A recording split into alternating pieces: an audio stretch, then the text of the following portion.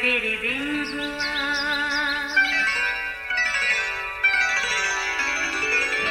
نیا پھر دن ہوا، پرانی رات کا کرے سو شکر ہم خدا کی ذات کا، خدا کی ذات کا نیا پھر دن ہوا۔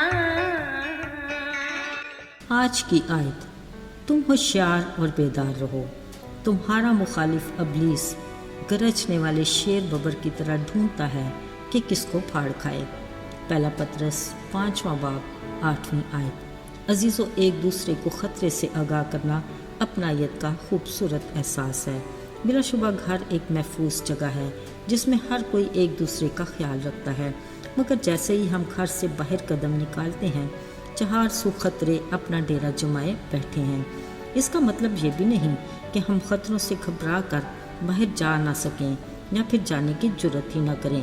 ہاں، یہ ضرور ہے کہ اگر ہمیں کسی خطرے کا علم ہو تو اپنے پیچھے آنے والوں کو آگاہ کریں۔ انسانیت کا تقاضا بھی یہی ہے۔ اکثر خطروں والی جگہ پر یہ خبردار رہنے کا کوئی نوٹ لکھا ہوتا ہے تاکہ ہر کوئی اسے پڑھ کر آگاہ ہو۔ اب جو اس وارننگ کو پڑھ کر عمل کرتا ہے وہ خطرے سے بچ جاتا ہے، دوسری صورت میں خطرے سے دوچار ہو کر مشکلات کا شکار ہو جاتا ہے۔ مثلا سڑک پر کسی جگہ لکھا ہوتا ہے، خبردار یہاں سے سڑک کراس نہ کریں۔ پیٹرول پمپ پر لکھا ہوتا ہے، پیٹرول ڈلواتے گاڑی کا انجن آف رکھیں۔ یہاں موبائل فون استعمال نہ کریں۔ گیس سلنڈر کی شاپ پر سگریٹ پینا منع ہے۔ گہرے پانی کی جگہ پر خبردار، تیرنا اور نہانا منع ہے۔ اب جس نے مانا وہ بچ گیا اور جس نے نہ مانا وہ کام سے گیا۔ عزیزو، ہمارے پاس بھی کلام مقدس ایک ایسی کتاب ہے جو ایک مکمل ضابطۂ حیات ہے، جس میں زندگی کے ہر پہلو میں خطروں سے بچنے کے لیے آگاہی ملتی ہے۔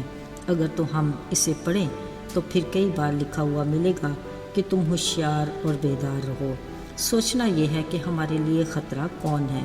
کلام مقدس میں لکھا ہے، ایک دن خداوند نے شیطان سے پوچھا کہ تو کہاں سے آتا ہے؟ شیطان نے خداوند کو جواب دیا، میں زمین پر ادھر ادھر گھومتا پھرتا اور اس میں سیر کرتا ہوا آیا ہوں۔ عزیزو، یاد رہے، ابلیس ہمارا اصلی دشمن ہے جو خالق خدا کے ساتھ بنی نوع انسان کی رفاقت کا شدید مخالف ہے۔ یاد ہے نا کہ باغ عدن میں اسے آدم اور حوا کی ٹھنڈے وقت خدا سے رفاقت ایک آنکھ نہ بھاتی تھی۔ وہ اسی گھات میں رہتا کہ کسی طور پر ملاپ کا یہ سلسلہ ٹوٹے۔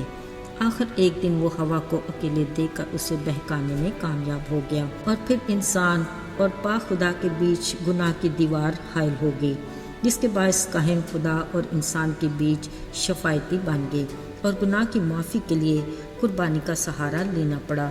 یوں ہیکل میں خدا اور انسان کے بیچ ایک پردہ حائل ہو گیا۔ یہ سب کچھ خدا کو گوارا نہیں تھا۔ ان رکاوٹوں کو دور کرنے اور انسان سے اپنی رفاقت اور ملاپ کے رشتے کو بحال کرنے کے لیے فقط ایک پاک اور بے عیب برے کی قربانی، کامل کاہن کی شفاعت کی ضرورت تھی۔ سو خدا نے عہد کیا اور اس کے لیے اس نے اپنے اکلوتے بیٹے یسوع کی جان کا کفارہ دینے کا انتظام بھی کیا۔ عزیزو، اس عہد کی تکمیل میں اگرچہ صدیاں لگیں، مگر اس دوران اصلی دشمن ابلیس مسلسل خدا سے ڈرنے والوں، بدی سے دور رہنے والوں، کامل اور راست باز خدا کے لوگوں کو ڈھونڈتا رہا کہ کسی طرح انہیں خدا کی رفاقت سے دور رہے، مگر ہر بار خدا نے خبردار کیا۔ پر جس نے خدا کی اس وارننگ پر دھیان دے کر عمل کیا وہ خداوند میں مضبوط رہا، پر جس نے درگزر کیا وہ خطروں میں پڑ گیا۔ مثلا جب قائن بگڑا تو خدا نے اسے خبردار کیا کہ دیکھ، گناہ دروازے پر دب کا بیٹھا ہے اور تیرا مشتاق ہے، مگر تو اس پر غالب آ۔ مگر کاہن نے خدا کے خبردار کرنے کے وارننگ پر دھیان نہ دیا اور شدید خطرے میں گر گیا۔ ادھر ابراہیم بت پرست ملک میں سکونت پذیر تھا۔ خدا نے اسے گویا خبردار کیا اور کہا، ان میں سے نکل اور جہاں میں تجھے لے جاؤں گا وہاں جا، کیونکہ میں تجھے برکت دینے والا ہوں۔ ابراہیم نے خدا کی وارننگ کو سنجیدہ لیا اور خدا کے حکم پر چل پڑا۔ سو خدا نے اپنے وعدے کے مطابق نہ صرف اسے برکت دی، بلکہ کلام میں لکھا ہے کہ برکت پر برکت دی اور اسے ایک بڑی قوم بنایا۔ عزیزو، یاد رہے ہمارا ازلی دشمن ابلیس آج بھی اپنے مشن پر مصروف عمل ہے اور شیر ببر کی طرح ڈھونڈتا پھرتا ہے کہ کس کو پھاڑ کھائے۔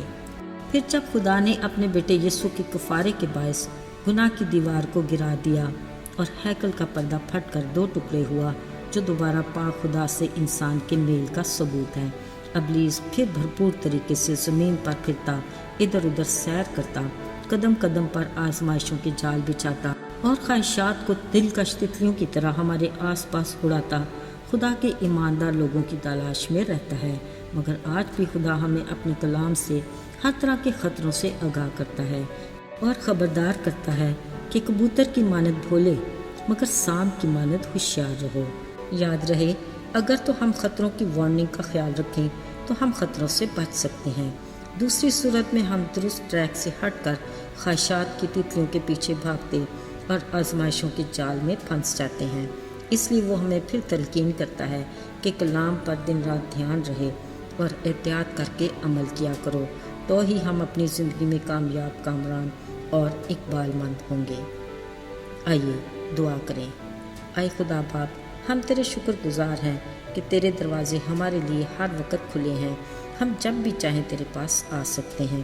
اگرچہ ہم کمزور ہیں مگر تو ہمارا قادر مطلق باپ ہمارے ایمان میں ہمیں مضبوطی عطا کر کے ہمیں اپنی خواہشات پر قابو پا کر آزمائشوں میں فتح مندی کے ساتھ نکال لیتا ہے۔